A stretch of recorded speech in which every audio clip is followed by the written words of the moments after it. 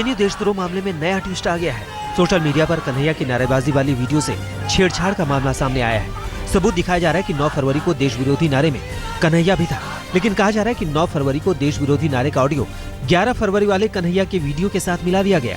हालांकि पूरी हकीकत का फैसला अदालत ही करेगी।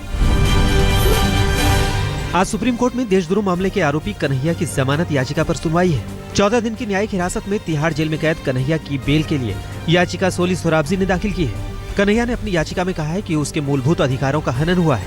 हालांकि दिल्ली पुलिस ने पहले ही कहा है कि वो कन्हैया की जमानत याचिका का विरोध नहीं करेगी। आज पटियाला हाउस कोर्ट में दिल्ली यूनिवर्सिटी के पूर्व लेक्चरर SAR गिलानी की जमानत याचिका पर भी सुनवाई है।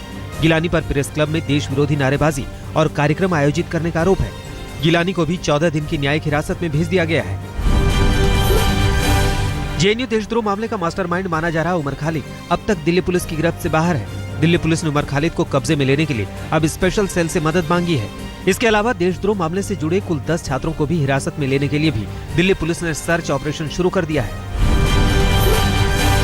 जेएनयू विवाद को लेकर आज भी जेएनयू और दूसरी जगहों पर विरोध प्रदर्शन का दौर जारी रहेगा। कैंपस के भीतर ABVP और वामपंथी छात्र संगठन मार्च निकालेंगे। इसके अलावा दिल्ली के वकील जेएनयू देशद्रोह कांड के आरोपियों की सख्त सजा की मांग को लेकर मोर्चा खोलेंगे और इंडिया गेट पर प्रदर्शन करेंगे। आज सभी जिला अदालतों में वकीलों की हड़ताल भी रहेगी। जेएनयू विवाद को मुद्दा बनाकर बीजेपी आज से जनसंपर्क अभियान शुरू करने जा रही है। पार्टी के नेता आज दिल्ली में 2 जगहों पर पब्लिक मीटिंग के जरिए इसकी शुरुआत करेंगे। पहली बैठक संसद मार्ग स्थित सरदार पटेल पार्क में होगी। पश्चिम बंगाल के जादवपुर यूनिवर्सिटी में आज भी छात्र कन्हैया और जेएनयू के समर्थन में अपना आंदोलन जारी रखेंगे। इस बीच 2 दिन पहले ही जादवपुर विश्वविद्यालय में हुए हंगामे को लेकर राज्यपाल केसरीनाथ त्रिपाठी ने कुलपति से रिपोर्ट मांगी है।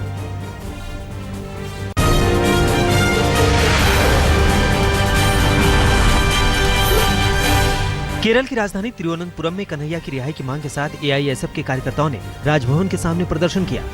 जम्मू में भी वकीलों ने जेएनयू मामले के खिलाफ प्रदर्शन किया। उधर हैदराबाद में पत्रकारों ने पटियाला हाउस कोर्ट हंगामे के खिलाफ विरोध प्रकट किया। हरियाणा में जाट आरक्षण की मांग पर घमासान बढ़ता जा रहा है। रोहतक में पुलिस समर्थकों की भिड़ंत के बाद तनाव बढ़ गया। हालात को काबू में करने के लिए अतिरिक्त पैरामिलिट्री फोर्स को तलब कर वहां तैनात किया गया है। 21 फरवरी तक स्कूल कॉलेज बंद रखने का आदेश है। जाट नेता यशपाल मलिक ने धमकी दी है कि वो आज से दिल्ली UP अप्सरा बॉर्डर पर प्रदर्शन शुरू करेंगे। आरक्षण की मांग को लेकर हरियाणा के जाटों का प्रदर्शन आज छठे दिन में दाखिल हो चुका है। राज्य की खट्टर सरकार ने समस्या के समाधान के लिए 11 बजे दिन में सभी दलों की बैठक बुलाई है। कहा जा रहा है कि इस मुद्दे पर सरकार फिलहाल कोई कड़े फैसले लेने के पक्ष में नहीं है। राष्ट्रद्रोह के आरोप में पिछले 3 महीने से जेल में बंद पाटीदार आरक्षण कमेटी के नेता हार्दिक पटेल ने जेल में अनशन शुरू कर दिया है। हार्दिक पटेल गुजरात के लाजपुर जेल में कैद है। हार्दिक पटेल की मांग है कि जेल में बंद पाटीदार आरक्षण कमेटी के दूसरे सदस्यों को रिहा किया जाए। मौजूदा समय में चुनाव होने पर एनडीए को 286 सीटें मिलेंगी, जबकि यूपीए 110 सीटों पर कब्जा जमा सकती है। ये आंकड़े इंडिया टुडे और कार्वी इनसाइट्स के सर्वे में सामने आए हैं। 2014 के लोकसभा चुनाव में एनडीए के खाते में 336 सीटें आई थी, जबकि कांग्रेस 59 सीटों के साथ दहाई अंक पर ही सिमट गई थी। इंडिया टुडे और कार्वी इनसाइट्स के ताजा सर्वे में एनडीए के वोट परसेंट में भी गिरावट दिखाई दे रही है। अगर चुनाव अभी होते हैं तो एनडीए के खाते में 37% वोट, यूपीए के खाते में 27% और अन्य के हिस्से में 36% वोट आ सकते हैं। इंडिया टुडे और कार्वी इनसाइट्स के ताजा सर्वे में शामिल 34% लोगों ने महंगाई और भ्रष्टाचार को सबसे बड़ा मुद्दा माना है, जबकि सांप्रदायिक तनाव, जिसको लेकर कि बीते दिनों में सबसे ज्यादा हंगामा बरपा, उसे सबसे कम सिर्फ 1% लोगों ने तवज्जो दी है। अच्छे दिनों के नारे पर 53% लोगों ने या तो ये कहा कि अच्छे दिन नहीं आए हैं, या फिर ये कि तब और अब में कोई फर्क नहीं आया, जबकि सिर्फ 40% लोगों ने कहा कि मोदी सरकार अच्छे दिन लेकर आई है। एंटी करप्शन ब्यूरो के चीफ मुकेश मीणा ने दिल्ली सरकार के खिलाफ भ्रष्टाचार को लेकर केस दर्ज कराया है। एसीबी का आरोप है कि शिक्षा विभाग में नौकरी घोटाला हुआ है। भर्ती का काम DSSSB ने किया है, जो दिल्ली सरकार के शिक्षा विभाग के अंतर्गत आता है। उत्तराखंड के पिथौरागढ़ में तेंदुए के आतंक से एक बार फिर जनता दहशत में दिखी। एक वयस्क तेंदुआ रिहायशी इलाके के एक मकान में घुस आया, जिसे काबू में करने के लिए वन विभाग और स्थानीय लोगों को 10 घंटे से ज्यादा का वक्त लग गया। कब्जे में आने से पहले तेंदुए ने शहर कोतवाल समेत 5 लोगों को घायल कर दिया। मेरठ में एक अनोखी शादी हुई, वो इसलिए क्योंकि शादी की रस्मों को किसी मंडप या फार्म हाउस में नहीं, बल्कि एक एम्बुलेंस में निभाया गया। दरअसल शादी से कुछ दिन पहले होने वाले दूल्हे का एक्सीडेंट हो गया था, लेकिन लड़की और लड़के ने फैसला किया कि शादी तय तारीख को ही करेंगे। बाद में एम्बुलेंस से दूल्हा लड़की को ब्याहने उसके घर पहुंचा और शादी की रस्मों को पूरा कर वापस अस्पताल लौट आया। जम्मू कश्मीर के पुलवामा में भूस्खलन से भारी तबाही की खबर है। अब तक की जानकारी के मुताबिक इस कुदरती हादसे में मलबे में दबकर 2 लोगों की मौत हो चुकी है। अभी भी राहत का काम चल रहा है।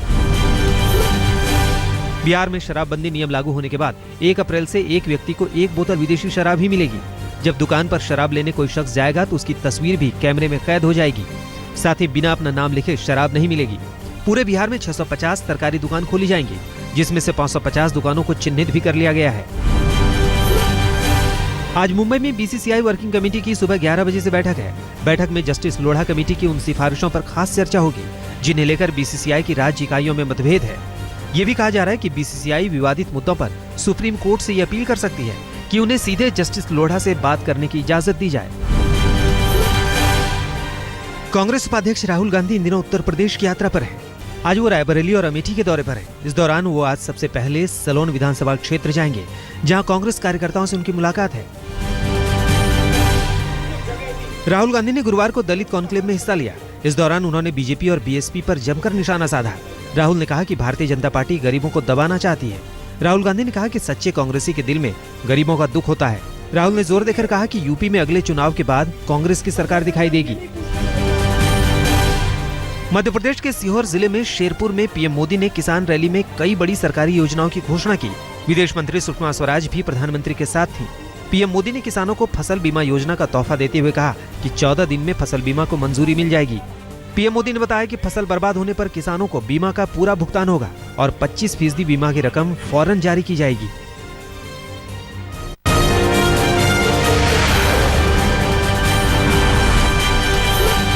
हरियाणा के यमुनानगर में एक इंजीनियरिंग कॉलेज के छात्रों ने कॉलेज परिसर में जमकर हंगामा मचाया। दरअसल कॉलेज की ही 2 टीमों के बीच क्रिकेट मैच के दौरान झगड़ा हो गया, जिसके बाद छात्रों ने खुलकर गुंडागर्दी की, कॉलेज की बसों को नुकसान पहुंचाया और पुलिस पर भी जमकर पथराव किया। दिल्ली के रोहिणी में बदमाशों ने एक शख्स को गोली मार दी।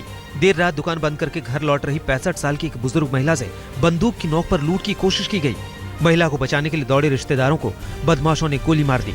गंभीर हालत में दोनों को अस्पताल में भर्ती कराया गया है।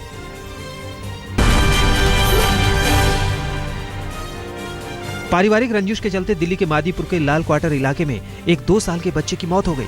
बच्चे की मौत गोली लगने से हुई। ये गोली किसी और ने नहीं बल्कि बच्चे के मौसा ने चलाई थी। परिवार के मुताबिक आरोपी विनोद ने गुस्से में घर के अंदर गोली चलाई, जो यश को लगी और उसकी मौके पर ही मौत हो गई। पंजाब के गुरदासपुर के बटाला में गैंगस्टरों से पुलिस की मुठभेड़ हुई। गैंगस्टर्स का ताल्लुक जग्गू गैंग से बताया जा रहा है। 3 गैंगस्टर से हुई मुठभेड़ में 2 गैंगस्टर्स को पुलिस ने गिरफ्तार कर लिया, जबकि तीसरा गैंगस्टर जख्मी हो गया। तीनों गैंगस्टर पुलिस की गिरफ्त में है। पुलिस ने आरोपियों से हथियार भी जब्त किए हैं।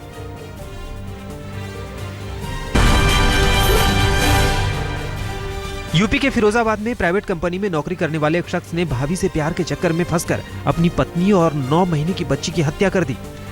आरोपी ने शवों को बोरी में बंद कर 20 किलोमीटर दूर झाड़ियों में फेंक दिया। पुलिस आरोपी राम अवतार की तलाश कर रही है, जो वारदात के बाद से ही फरार है।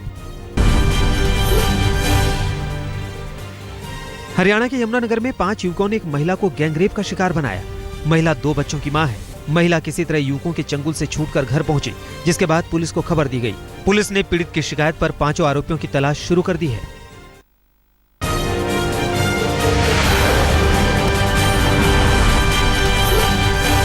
दिल्ली के रोहिणी में सन्नी नाम के युवक की गोली मारकर हत्या कर दी गई है। 22 साल के सन्नी का दोस्त राहुल, जो दिल्ली पुलिस में सिपाही है, शक के घेरे में है। दोनों एक दफ्तर में एक साथ बैठकर शराब पी रहे थे, जिसके बाद राहुल ने मृतक के घर उसकी हत्या की सूचना दी थी। पुलिस ने राहुल को हिरासत में ले लिया है। यूपी के महोबा में 3 महिलाओं पर एसिड अटैक हुआ है और आरोप जिला कार्यक्रम अधिकारी पर है। आरोप है कि जिला कार्यक्रम अधिकारी रामेश्वर पाल ने 6 साल पहले तीनों महिलाओं से नौकरी दिलाने के नाम पर 40-40 हजार रुपए लिए थे, लेकिन ना नौकरी लगाई ना पैसे लौटाए।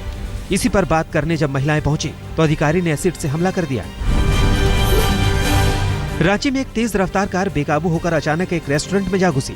गनीमत ये रही कि कोई भी गंभीर रूप से जख्मी नहीं हुआ। घटना सीसीटीवी में कैद हुई है, जिसमें साफ दिखाई दे रहा है कि किस तरह रेस्टोरेंट में अचानक ये कार दाखिल हुई। गनीमत रही कि कार जिस टेबल से टकराती हुई रेस्टोरेंट में दाखिल हुई, उस टेबल पर कोई बैठा नहीं था। भीलवाड़ा में इंडसइंड फाइनेंस कंपनी के कैशियर और सिक्योरिटी गार्ड से धक्का मुक्की कर 2 नकाबपोश लुटेरे 24,33,000 रुपए से भरा बैग छीनकर भागने में कामयाब हो गए। हालांकि एक लुटेरे को मौके से ही गिरफ्तार कर लिया गया। पुलिस अब बाकी के 2 लुटेरों की तलाश में जुट गई है।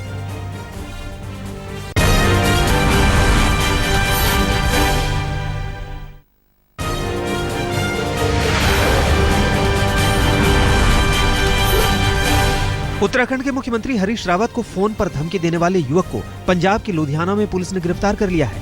आरोपी का नाम बाबा ठाकुर है, जो उत्तराखंड का रहने वाला है और पंजाब में सिक्योरिटी गार्ड की नौकरी करता है। आरोपी ने हरीश रावत को फोन कर बम से उड़ाने की धमकी दी थी। बिहार के किशनगंज में स्टेट बैंक ऑफ इंडिया की ब्रांच में लूट की कोशिश को पुलिस ने नाकाम कर दिया। काउंटर से 2 लाख रुपए लूटकर भाग रहे बदमाश को पुलिस ने रंगे हाथों धर दबोचा। बैंक से रुपए लूटने की यह घटना सीसीटीवी में कैद हो गई है। सीसीटीवी में युवक का साथी भी दिखाई दे रहा है, जिसकी पुलिस को तलाश है। अवध एक्सप्रेस ट्रेन से पंजाब के भटिंडा पहुंचे एक युवक की चेकिंग ली गई तो पुलिस वाले खुद हैरान रह गए। पुलिस को युवक के बैग से 5 विदेशी नए रिवॉल्वर, 10 मैगजीन और 40 जिंदा कारतूस बरामद हुए।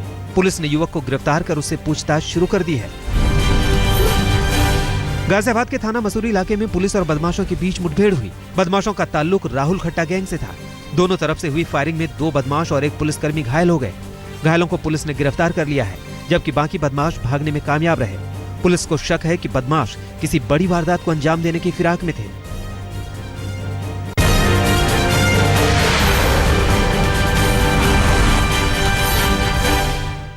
खबर अब लखनऊ से है, जहां पर राहुल गांधी को काले झंडे दिखाए गए। काले झंडे दिखाने पर भिड़ी बीजेपी और कांग्रेस कार्यकर्ताओं की भीड़ पर पुलिस को लाठीचार्ज करना पड़ा।